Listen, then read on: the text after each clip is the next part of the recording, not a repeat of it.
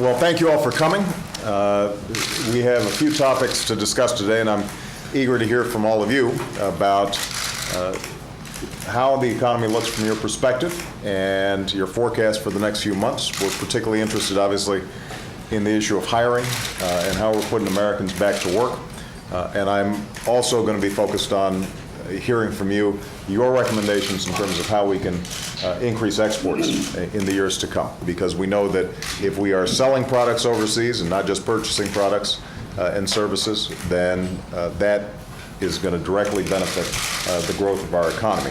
I do want to say a few words quickly about the issue of Wall Street reform. I know that some of you have worked in the financial industry or been leading financial regulators.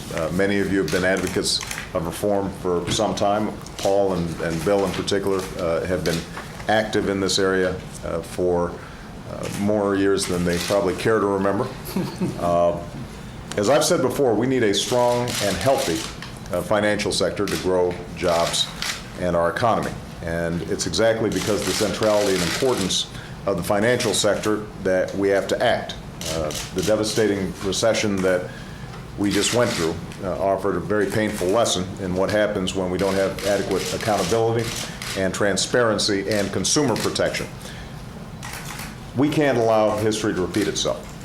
Never again should American taxpayers be forced to step in and pay the price for the irresponsibility of speculators on Wall Street who made risky bets with the expectation that taxpayers would be there to break their fall. And we can't leave in place a tattered set of rules that will allow another crisis to develop without the tools to deal with it. And that's why I expect that we are going to have a strong reform proposal that demands new accountability from Wall Street and provides new protections for consumers. This is reform that will force banks and financial institutions to pay for bad decisions that they make and not have taxpayers pay for those bad decisions. And that means no more bailouts. This reform would also bring new transparency and accountability to the derivatives market. And this is something that Paul Volcker spoke publicly about just the other week. The derivatives market is where a lot of the big risky financial bets by companies like AIG took place. There are literally trillions of dollars sloshing around this market that basically changes hands under the cover of darkness. When things go wrong, as they did in AIG, they can bring down the entire economy. And that's why we've got to bring more transparency and oversight when it comes to derivatives and bring them into a framework in which everybody knows exactly what's going on, because we can't afford another AIG. Now, let's be honest, some in the industry are not happy with the prospect of these reforms. We've seen the usual army of lobbyists dispatched up on Capitol Hill. They have found some willing allies on the other side of the aisle in Congress who've been trying to carve out a lot of exceptions and special loopholes so that folks on Wall Street can keep making these risky bets without any oversight. I hope that we can pass a bipartisan bill.